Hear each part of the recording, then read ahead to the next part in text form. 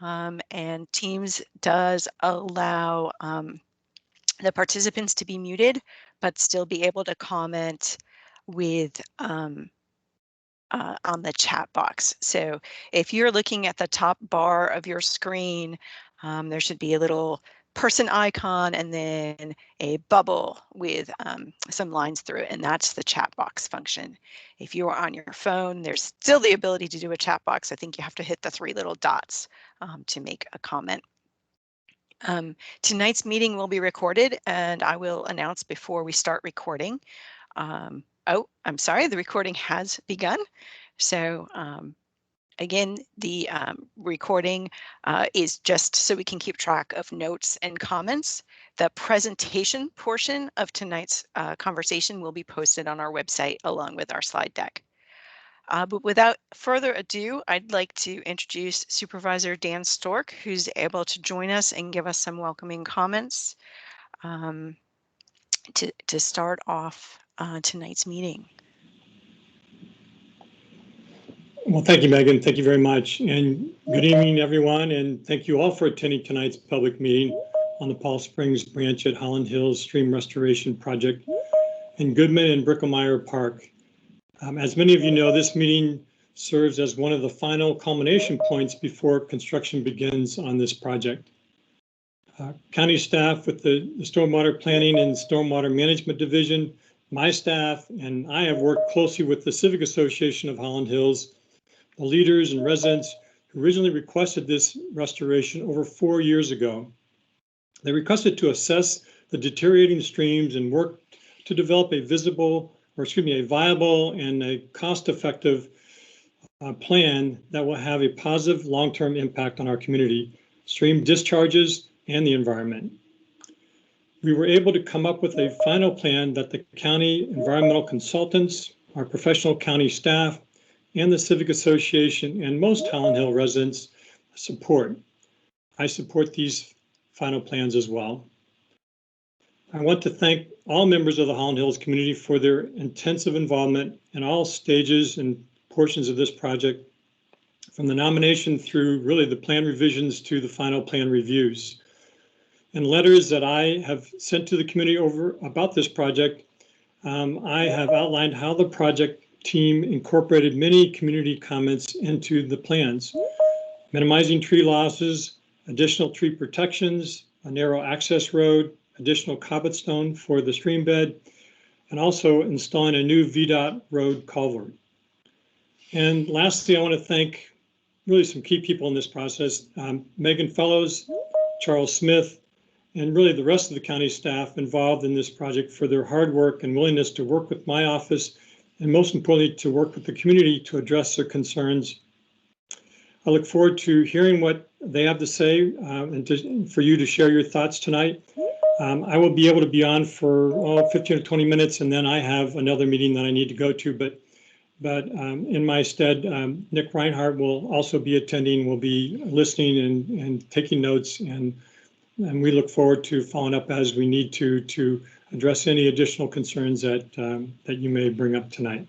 But again, my thanks to Megan and Charles and county staff for all their hard work on this, and the community for your vision to bring this issue forward 4 years ago, and now to see it into culmination and finally implementation. So again, thank you. Thank you very much. I'm going to switch over to my pre-recorded presentation. This does start a little bit soft, so please be patient as I get it underway.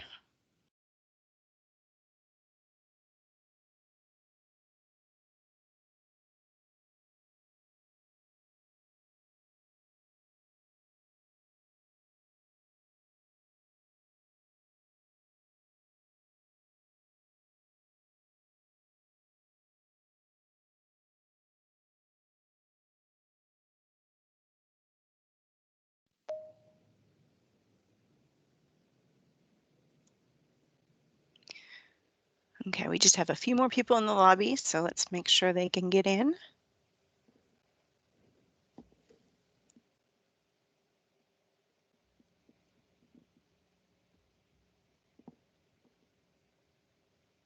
Hello, thank you for joining us for today's presentation on the Paul Springs Segment 1 and 2 stream restoration for Goodman and Bricklemeyer Parks. My name is Megan Fallows and I'm a project manager for the Fairfax County Stormwater Planning Branch. Today's meeting will focus on what to expect during construction of the stream restoration projects. For those of you who have not been able to join us for prior presentations, we'll give a brief background and key elements of the restoration plan. More information can be found on our project website with a link to the right of the page. The construction timeline and what to expect from the contractor and the county are important elements. However, the most important aspect is the safety of you and our contractor during construction.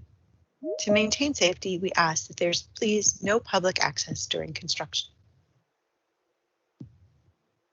Goodman and Bricklemeyer Parks are located within Hollin Hills community in Alexandria, Virginia.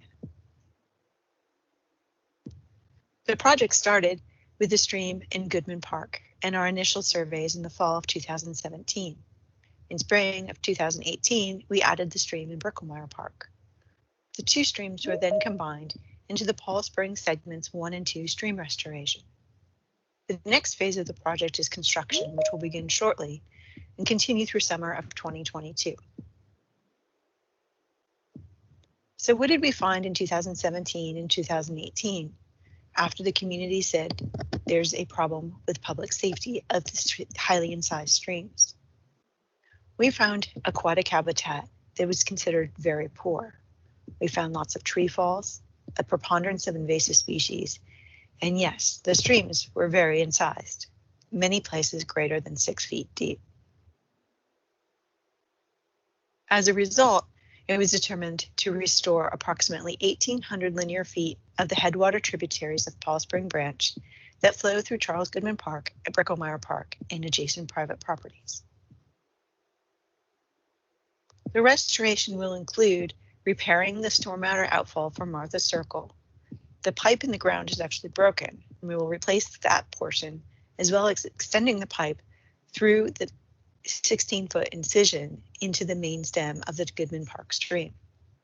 We will repair head cuts along the main stem of both tributaries, and we will follow natural channel design techniques for the stream restoration.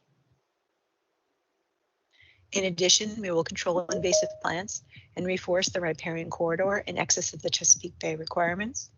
We will replace the Virginia Department of Transportation culvert that goes under Paul Spring Road for the stream from Goodman Park into Paul Spring Branch. This may necessitate some alterations of the traffic flow while that repair is occurring. And finally, we will repair and properly and legally abandon the well in the Goodman Park. The picture on the left is from 2018. The picture on the right is an artist rendering of what the stream restoration might look like after we're completed. You'll notice that the stream bank and bed have been lifted, the channel has been further defined, and it's been heavily revegetated with native vegetation. You'll also notice afterwards that there are a number of structures made out of rock and wood, and these help to stabilize the stream and hold its new plan. And finally, the existing vegetation, which is currently over 70% non-native cover, will be replaced with native vegetation that honors the park's diversity of habitats. For construction, notice to proceed is expected to be issued to Environmental Quality Resources, the construction contractor, also known as EQR, this spring. The project will continue for 420 calendar days, and planting will occur at the proper season after construction ends. A typical construction schedule includes several months of startup, where you might see survey crew, erosion control fencing, tree protection fencing, and access paths installed. Once the stream restoration begins, it will go continuously until the end of the project. Planting will occur most likely at the end of the project or just after project completion. The construction warranty and vegetation warranty further extend 12 months out from the project completion. During construction, you'll see the county has a number of inspection and maintenance requirements. We inspect for erosion, noise, and construction compliance. Post-restoration, we also inspect for restoration and stream function, once a year for 2 years, and then once every 5 years in perpetuity. For the reforestation and revegetation, we monitor for the first year during vegetation warranty and an additional 2 years. During construction, who will you see on site? Most likely, it will be members of the EQR crew, either the 4-person, the crew, or their project manager, Jonathan. During the planting phase, we'll have a different crew that is focused more on planting. We will also see our construction oversight engineer, Nick. He's from Stantec. Also present often will be the design engineer, Megan, the survey crew from Pannoni, the various inspectors and code enforcement officers from Fairfax County, our construction manager, Janet, myself, and Nick Reinhardt from Supervisor Stork's office. There will be some temporary infrastructure that needs to be constructed to do the stream restoration. This will be removed at the end of the project. This will include access road and tree protection, staging area, and the construction entrance. These areas will be fenced off. Please don't enter them. There will be 2 types of equipment mostly on site. One will be the track truck, and that's responsible for moving the soil, the rocks, and the wood up and down the stream valley. The excavator will work within the stream itself, placing the structure and grading the stream banks.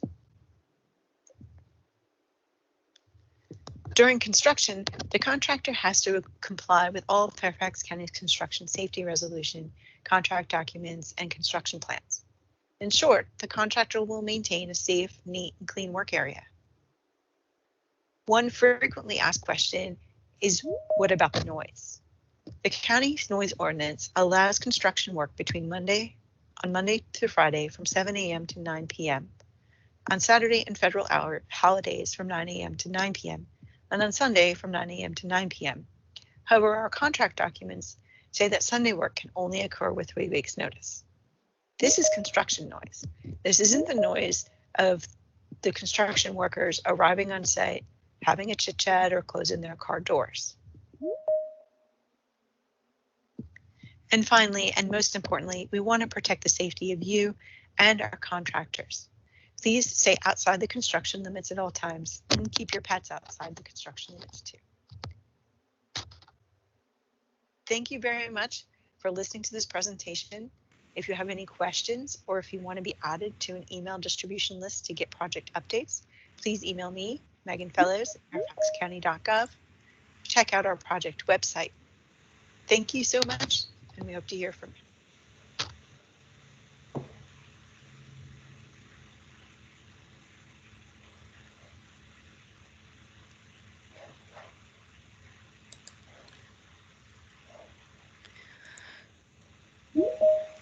Just a reminder, you can use the chat function at the top of your toolbar and enter any questions you may have. I'll read them and Megan will field the questions.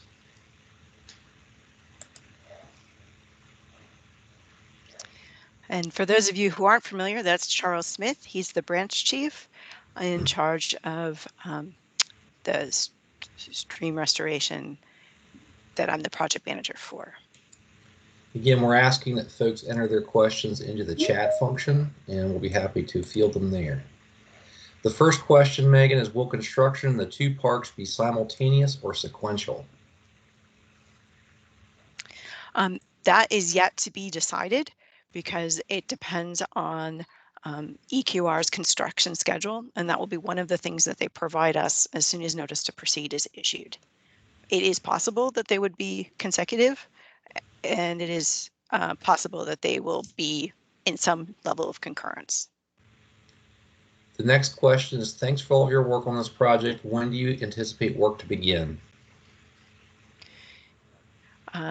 Well, work is ongoing, but if you mean by when will you see a construction piece of equipment on site. Again, that will depend on the construction schedule, and we will have that information once we have notice to proceed.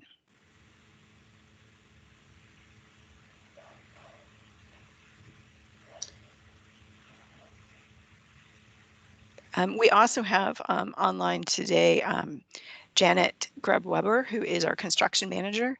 And so if I'm not giving a complete answer, Janet, feel free to step in and fill in the details.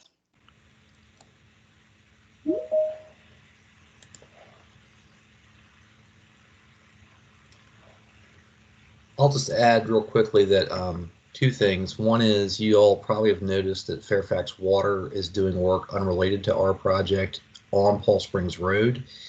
And they are moving along apparently fairly quickly. So we're working not to conflict with them. And then secondly, we hope to be activating or getting on site within the next month if possible, but it could be a little bit longer depending upon the sequencing with the contract. I'm going to read continuing now. So what is required for instruction to proceed? So we need a notice to proceed to EQR, and then they will have to submit various documents that show the construction schedule as well as some of the materials that we've requested. So like the noise fencing, that is something that EQR will have to tell us, we want to provide you this kind of noise fencing. County, do you accept this kind of noise fencing? So there tends to be a little bit of back and forth for the first couple of weeks as those documents get reviewed and authorized and approved. We'll also have a limits of disturbance walk with our county inspection crew so that they make sure that we're complying with all the erosion control requirements and code enforcement. So there's a couple of different things, but the project updates, I'll keep everybody apprised of how we're moving through those progress bits. The next question is, where will the workers park their cars? So the Hollin Hills pool has allowed for workers to park there. Also, they will have access within the construction site in the staging areas, and they will find safe places that aren't blocking or restricting traffic. The next question is, will the restoration resolve the flooding in Voigt Park? So that was definitely a consideration as we talked through design phase. The flooding at Voigt Park is very complicated and affected by Paul Spring main branch. And these restorations are on the tributaries into the main branch. So it's unclear how the restorations will affect Voigt Park, but we are not taking any specific action directly to affect the flooding at Voigt Park. Will the new underpass at Paul Springs Road include the east side of Stafford Road? That is something I'm going to need more clarification on. I think the answer is this. I believe Stafford, and correct me if I'm wrong, is the road that comes in near the pool complex along the stream, parallel to the stream. And we are not addressing the main stem of Paul Springs branch. Instead, we are addressing the tributaries from Goodman Park and Bricklemeyer. The culvert replacement that's occurring is specifically the collapsed culvert that carries the tributary from Bricklemeyer to the main stem. So that work, from Goodman to the main stem. So that work will address the culvert under the road and the culvert under the trail, but it will not address the big culvert that carries the stream underneath Paul Springs Road, the main stem of the stream. The next question is, will Goodman Park be closed from Martha's Road to Paul Springs Road? That's an excellent question. Because of the limits of disturbance being in parts blocking the whole access north, south along the streams, it's most likely that the entire parks will be closed because if you were to go outside around the limits of disturbance, you'd be on private property, and no one in those areas have given a blanket permission for people to pass through their yards. So that's a good question for the Civic Association, how they want to handle. But anywhere outside the limits of disturbance within the park is still open, technically, but we don't want to create a situation where you're trespassing on your neighbor's property. So it's probably best not to go between, along the stream valley corridors during construction. Next question is, what do you expect to happen with construction ongoing during rain events? So during rain events, and actually we watch the weather very carefully, we call it buttoning up the site. So there are specific courses of action, which include protecting any exposed soil, placing buttresses along any loose or unstabilized rock portions. And this is something that our crews are very used to working in the conditions of rain coming, and it's a process that we follow to button up the site to tolerate any rainfall. Next question, will the stream's water quality be improved after completion of the project?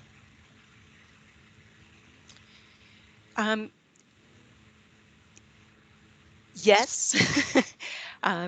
The stream itself will receive a lot of benefit by not having the sediment eroding into it. So it's still an intermittent stream, so you're not going to expect to see fish all of a sudden being in these streams because they won't always have water in them. But when there is water in them, it won't be a muddy mess from eroding. So it will be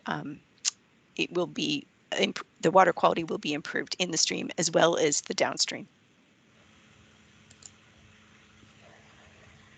Paul's clarifying. It says, no, there's a culvert for the west side of Stafford Road, but none for the east side, which flows across private property to Goodman and then under Paul Springs Road.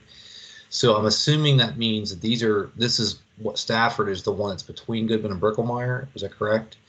We're not doing anything that affects water flow along the VDOT right-of-way for Stafford Road. We are only addressing flows exiting Goodman and Bricklemeyer parks. So hopefully that answers your question. The next question is 7 a.m. to 9 p.m. allowable hours, quote unquote, parentheses contract, or do you really expect 14 hours of construction noise a day? Contract. I would not expect our crews to be working 14 hours a day. Typically the workday is 8 to 10 hours. And it sort of depends on where they are at the end of the day. They're not going to want to leave the site in an open state. They're going to want to make sure it's secure every evening. The next question is, I have prior experience with Fairfax County stream restoration at 7900 Lee Avenue in the late 1990s. The actual replanting and reforestation never did comply with or meet the plan. What steps will you take to ensure this does not happen this time? That is definitely unfortunate. Over the last several years, we have improved our revegetation and our reforestation plans.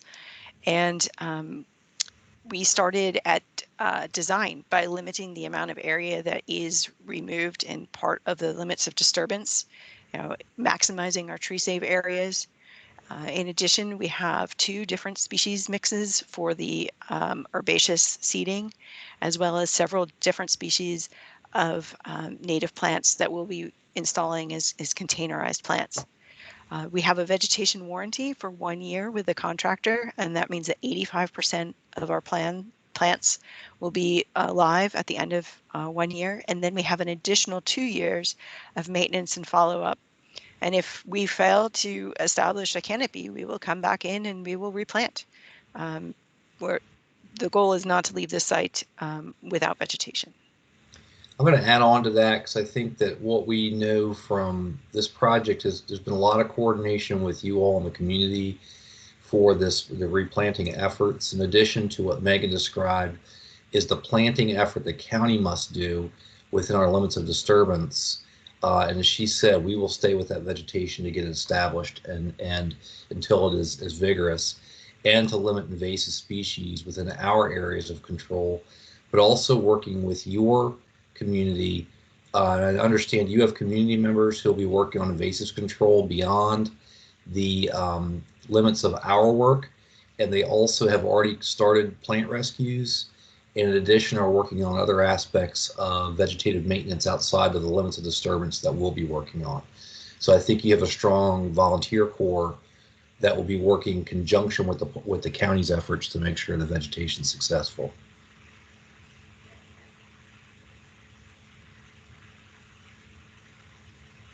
I currently have, hold on a second here. I have no additional, okay, hold on a second here. All right, here we go. If I buy 6 pigged out hickories from Earth Sangha, can you add them to your replanting scheme? That would be awesome, but I don't own the lands. The Civic Association does. So I do ask that any additional plantings are coordinated with the Civic Association, and I do ask that it's waits until 1 year after, so the vegetation warranty is clear. But pignut hickories would be great species to include. And I think we do have some hickories. Go ahead. We do have some hickories that's in our restoration planting plan. We actually work really closely with Earth Sangha. The county has a contract. We buy a lot of plants from them, and we're exploring options to buy greater quantities and actually talk with them about growing greater quantities of hickories for us, because we think we can keep up with a certain quantity per year. So it's a really good question. I think Megan's answer gets to the fact that within that 1 year period, EQR has to be, they are responsible for what they plant, so it can only be plants that they plant, and they're the ones that are within their contract. So outside of that contract period, we could talk about additional plantings potentially.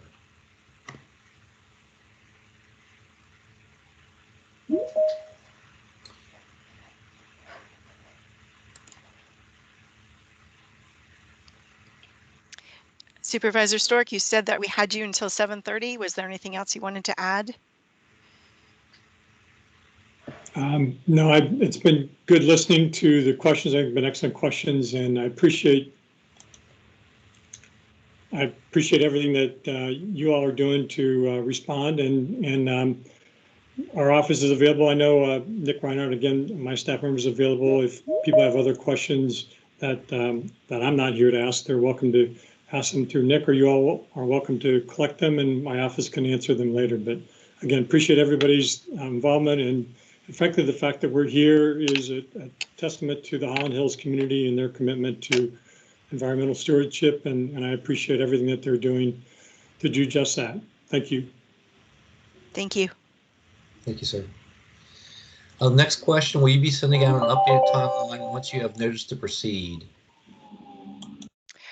Yes, usually every 2 to 3 weeks, or when there's something to report, I will send out a note to the progress meeting work group, the email list. So if you send me your email contact information, I can make sure that you get added to that list. I believe both the Civic Association and the Hollin Hills Forum may be posting my messages as well. So there should be a couple of different ways of getting that information to you. The next is a question it says, unrelated to this project, but further downstream in the north branch of Little Hunting Creek, there's quite a bit of storm damage to the creek in Colonel John Byers Park. Who do you recommend I contact to have the county staff take a look at it?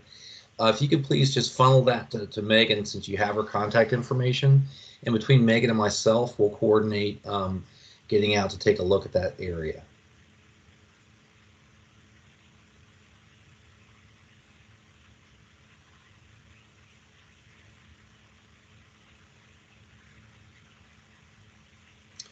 Next question, will the lawsuit filed by HHPP, which questions the validity of the construction easements, delay the county schedule? You want me to answer that, or you want to answer that, Megan? Yeah, go ahead, Charles. The answer is no. We take our direction from the county attorney's office and from the supervisor's office. And at this point in time, they have told us to continue with the project. So until we hear further, we will continue. So there's no delay to the county schedule.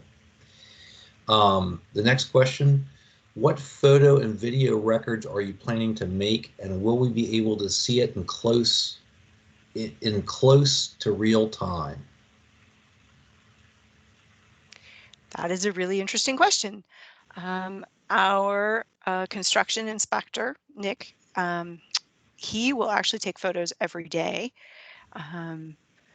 We have not explored posting those, but I think that's something that I will talk to our webmaster and see if we can do something about that. That's a good question. We haven't done that before.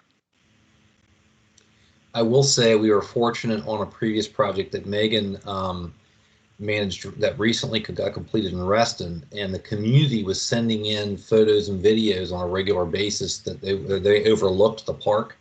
So also community input is always welcome. Next question, if we happen to see something of concern during construction, who is the right person to contact?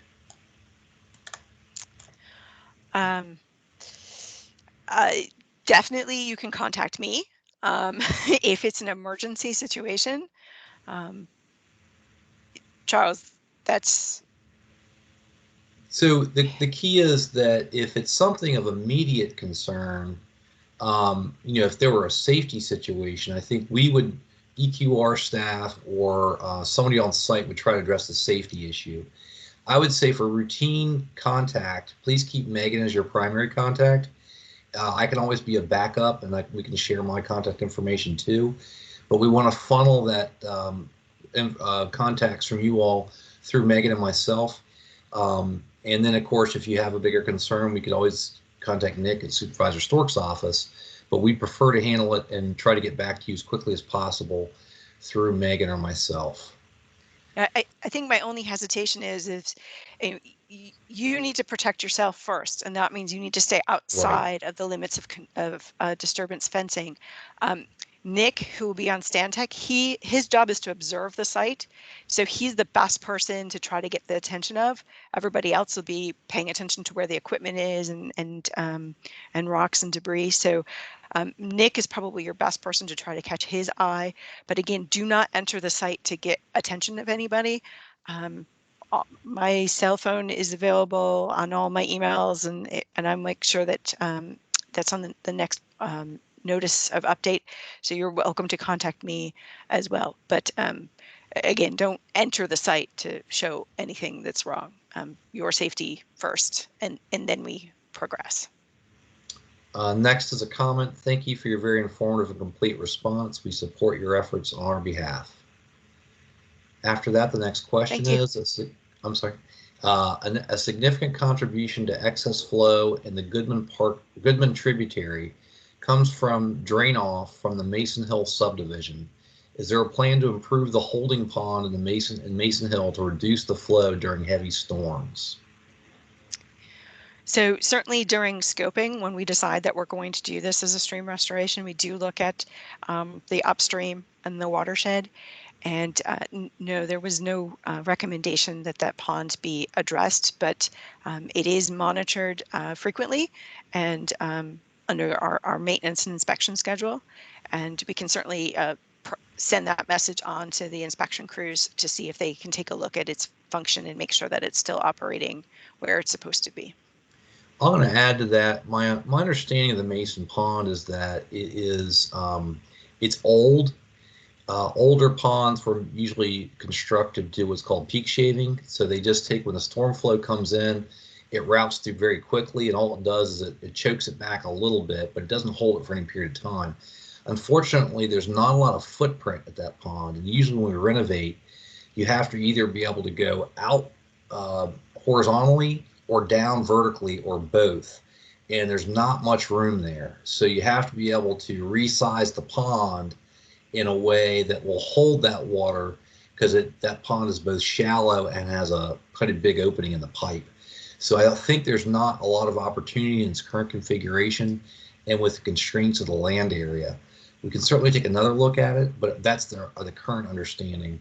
And you probably have to do more than that pond to choke down the amount of runoff, which is difficult because it's an older community with very few controls, and most of the impervious surfaces are either the road itself or people's roofs and driveways.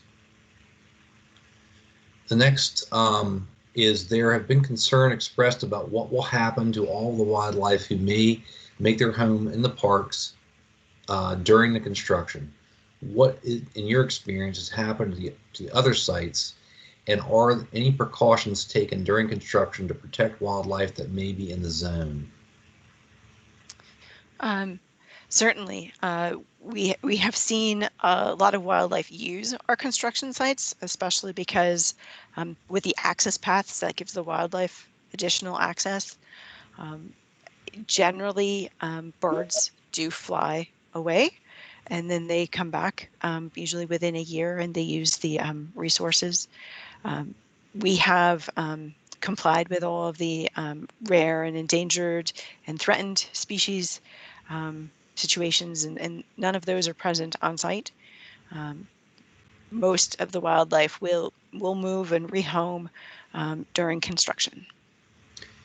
I'm going to add a little bit to that too, in that if you look at aerial image of the area around Bricklemeyer and Goodman Parks, you'll notice that they do, although they do host wildlife, they also are not a huge percentage of the total kind of natural areas. The main stem of Paul Springs branch going up and downstream, the park that's upstream near the elementary school, they actually can host quite a bit of that. And the yards, most of the wildlife that's in those two parks is adaptive, meaning that it is used to human presence and has adapted to it, because you have a simplified landscape with a high invasive species presence, and they're very narrow corridors, so you don't have interior forest dwelling species because the fragments of forest are simply too small. So there's a lot of remaining habitat percentage-wise within the main stem and the surrounding natural areas, and then the yards are still being used. And I will say this on the back end of the project, the goal is to increase the percentage of native plant cover significantly and reduce the percent cover of invasive plant cover significantly. So with that goal in mind, what we foresee is the potential for improved wildlife habitat overall, because as you recall, the basis is energy transfer, where insects need to be able to eat the plants. In the current configuration with all the invasive plant cover, insects cannot eat those plants. So with the increased native cover, that should be much greater insect forage over time. So that's what we're kind of really banking on. The next question, Megan, can you clarify Nick, the project manager, and Nick Reinhardt, Supervisor Stork's office, please? That was for Christine Moran. My apologies. We do have 2 Megans and 2 Nicks on this project. So there is a Nick with Stantec. He will be there on a daily basis during construction. He'll be wearing a hard hat and a Stantec vest. And he is a very healthy younger guy who is very nice. His job is not primarily to answer all your questions, but he's very polite. So we'll push most of his questions to Megan. Nick Reinhardt is also a very healthy young man, but he happens to work with Supervisor Stork's office. So he will not be on the site on a regular basis, and he can be contacted through the supervisor's office. Next question, what at the head of the trail on Martha's Road fully support this project? We at the head of the trail on Martha's Road fully support this project. Thank you. Next is, we too applaud the care, concern, and thoughtfulness that you all have shown for this project. We truly appreciate your efforts and look forward to the completed project. The next is, some of our neighbors have been convinced that a less invasive and less expensive approach, employing the placement of large logs rather than heavy boulders in the stream, could work as well or better than your current plan. Can you explain why this approach would not work in our current situation? You want to go or you want me to go? Well, I mean, this meeting isn't really about the design of the project. It's really to answer the construction questions, but we are, obviously have had lots of opportunity to ask construction questions. So we did definitely consider approaches with wood or different approaches or different structures, but we have a responsibility to construct a stream that we know will tolerate the pressures of the runoff from the watershed. And the presentation of the stream, the design that we have, was coordinated with the community, and is the one that we feel is most likely to be most successful for the longest amount of time. Charles, do you want to specifically talk about these different approaches and different design principles? I'd be happy to and do it briefly, and I appreciate the question greatly because I understand people's concerns and the thought about alternative measures. I think the key here is we're dealing with an urban stream with greater than 25% impervious surface cover. When you get above 15% impervious surface, you have tremendous flows. So the effect of the water coming through Goodman and Bricklemeyer parks is that the amount of water is equivalent to a much larger drainage area. When you have that amount of water coming through, it comes through very quickly and very erosively.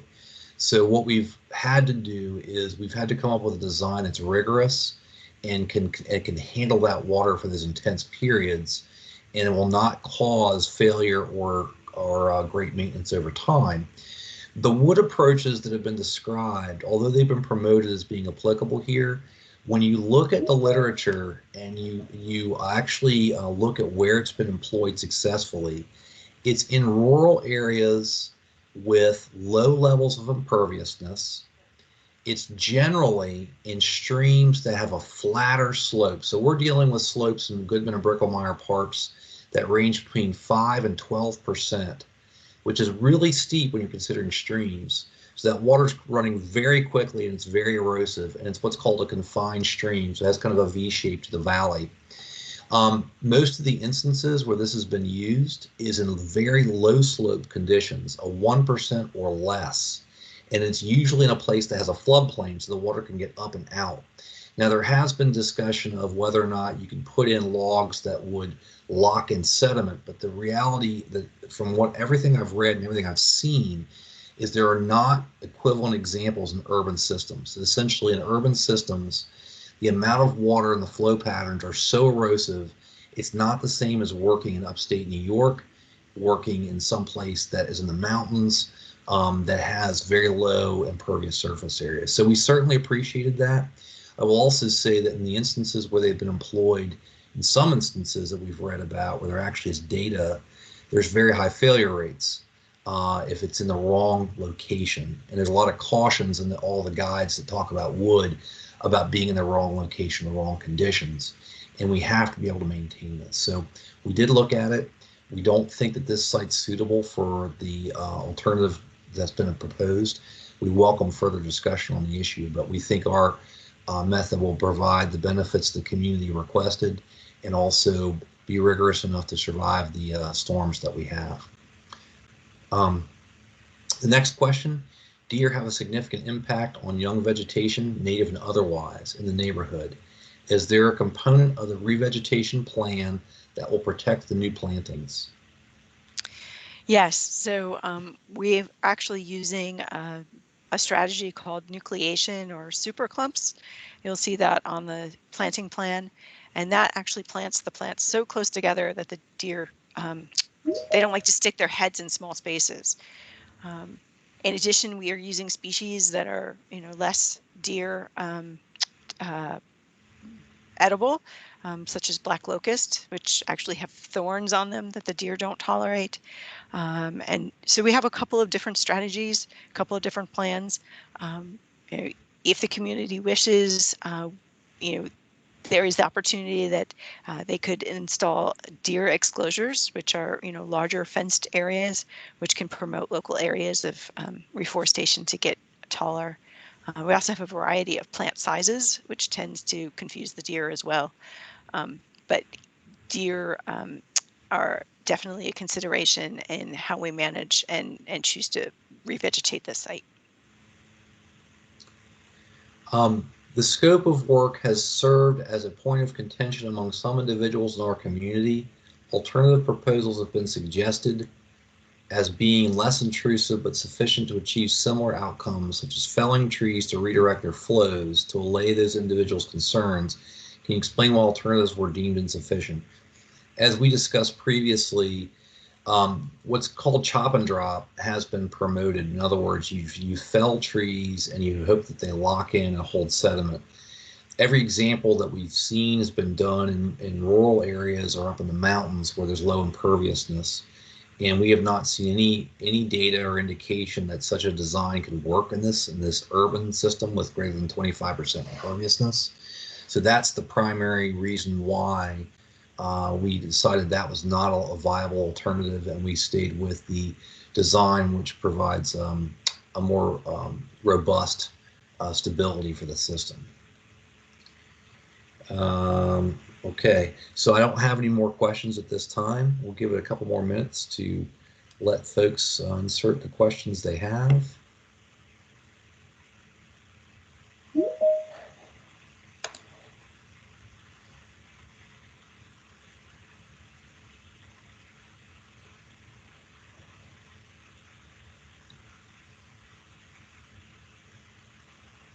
Nick is here tonight. Can we put you on the spot to turn your video on so people can recognize you? Which Nick are we talking about? Francis from Okay. Stantec. Has he been allowed to? He can turn his video on. I can't see him. Of course, he won't look like that because he'll have a mask and a hard hat, and it'll be hard to recognize him.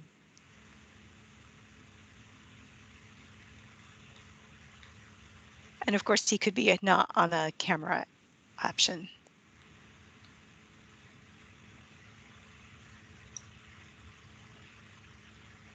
That's And Janet, not Nick. That's Janet. He's our construction manager. Janet, you're on mute. Yes, I'm Janet Grubb-Weber, and we've been pointing out Nick being on site, but if you have a problem with the construction, I'm the construction manager of the contract with EQR. So the phone number it's given at the end of the presentation, call that number and let me know if you have a problem with construction, and I'll take care of trying to straighten it out. That's the best way. On that note, Janet, that's great timing, because one of the comments is, Charles and Megan, can you please post your contact information again? Megan, do you want to pull up that last slide? There's another comment. Thank you for helping us understand the different points of view and helping us move forward with this effort to get our parks restored back to us. And we have Liam O'Mara, that is the president of EQR, the construction company. He's the one you can see on the screen.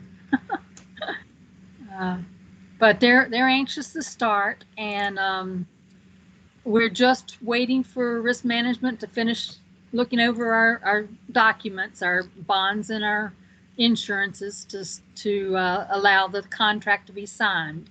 After the contract is signed, then Liam's office and my office will decide when is the best time for the notice to proceed. And while we're expecting here in March, it could be April. So at least by April, we'll start construction. So any other question about it? You want say anything, Liam? Sure. I would just like to say that that EQR has been lucky and fortunate to work with Fairfax County on dozens of projects over the years, and we appreciate the thorough work that goes into preparing and putting together and developing a project like this. It's a tremendous amount of work, I think, that everybody may not see all that goes into it. We're very excited about this project. We have a lot of experience in working in delicate situations and tight spaces, and working to conserve as much of the existing forest as possible. We're native plant people. At the end of the day, we're excited about the prospect of getting to revegetate this system into a more appropriate native system here, and we're really looking forward to working with Fairfax County and the community to implement this project. I think it's been very, very well thought out and thoroughly prepared, and we're excited to get to work. Thank you.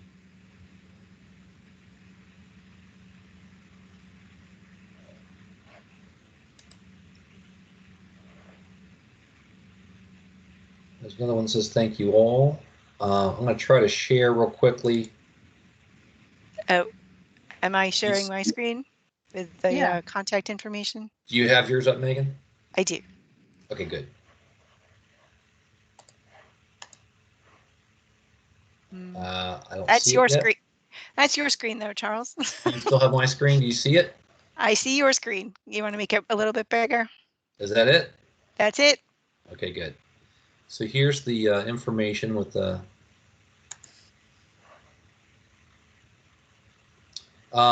next is a question. If the project begins in April, can you please state when the plan completion milestone is slated for? And then it goes on to say, thank you for your thoroughness and thoughtfulness. So if we delay Janet until April for the start, when would the construct completion milestone be?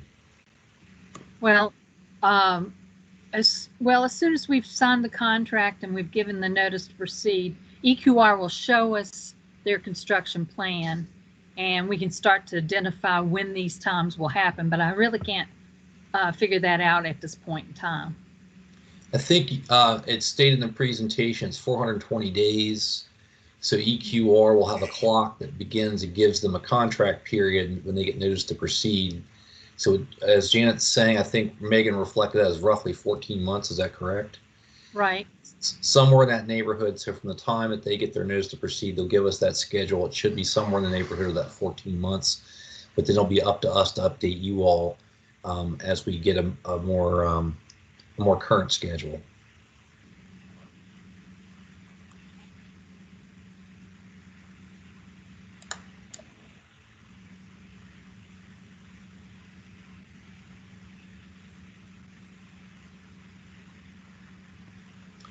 All right, well, I'm not seeing any new questions. We have the information posted for contact and also for the web page. We have another comment. Thank you for your well thought out plan and professional explanation of why this design is the right design. And as Megan indicated, you can sign up for email updates. She is also regularly pushing information out to the community through all the different opportunities we have through your community newsletter, through contacts, as well as the email chain, and we'll be updating on the project webpage. Next question is, why can't you say whether the two parts will be completed in parallel or series? So that Well, is again, really, go ahead, Janet. well, I was going to say, well, that again is something that comes down the line after we have a construction schedule in place, so that the timeline is starting to be clearer to us. They would like to do, both streams at the same time, but I don't know if that's how it's going to happen. So we'll just have to wait and see. I'm going to make a quick, Janet, if you don't mind, I'll make a quick statement. We've done a lot of projects at EQR, and I think the key is, and Liam can certainly chime in, we have what's called means and methods. Once we let the contract, EQR has a time frame in which to complete the work and a body of work to complete. They have to make decisions about how it's most efficient for them to complete that work. So they'll tell Janet what their proposed course of action is. It could involve multiple crews working at the same time, or it might be they have one or two crews working to complete one site, then go to the next site. That will be a work plan that they're going to submit to Janet once they better understand and have a feel for how they're going to do the work. But we have to allow the contractor that flexibility, and we'll work with them to minimize the impacts on the community. Okay. Yeah, Charles, that you just about nailed it. The only thing I would say as well is that we often have to adapt to weather conditions, exogenous factors that may come up along the way, and we are beholden by the contract to deliver on a certain schedule. So we will do that, but we may have to adapt and change the sequence or the concurrence of the way that we move through the project as we progress.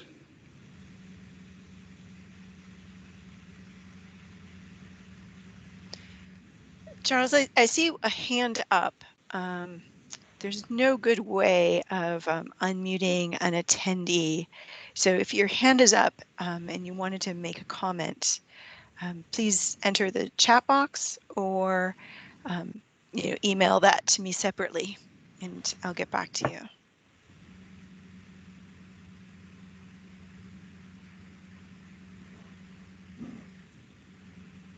Can you all still see my screen with the slide? Okay, good.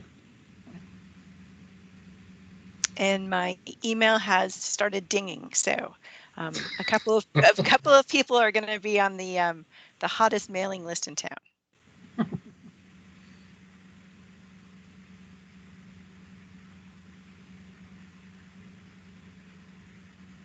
Megan, what was our scheduled time for this evening? I think we're coming to a natural close. It was a break in the comments and the questions. As I said, the slide presentation, and cross your fingers, the recording of the presentation, the way I did it tonight, should allow us to put that directly on our project website. And there were a couple of minor changes from the design phase, which the project website was worked for, versus the construction phase. So we'll get that updated here within the next week or so.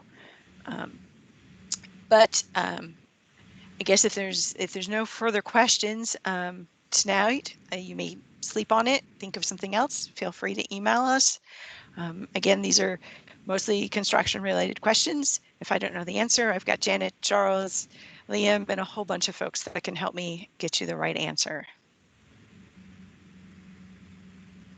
Okay. Okay. Yeah, well, thank you, Megan. Thank you. We really thank the community. We look forward to completing this project with you and as a team, and keeping you updated. We look forward to your continued input and comments.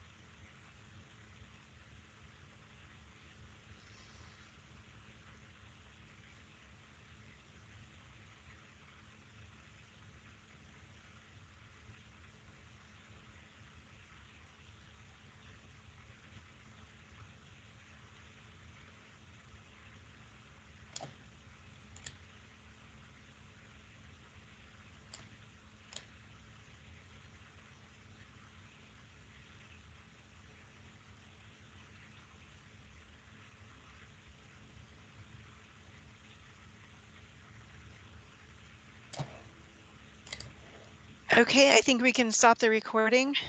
Yeah. I have removed people from the meeting.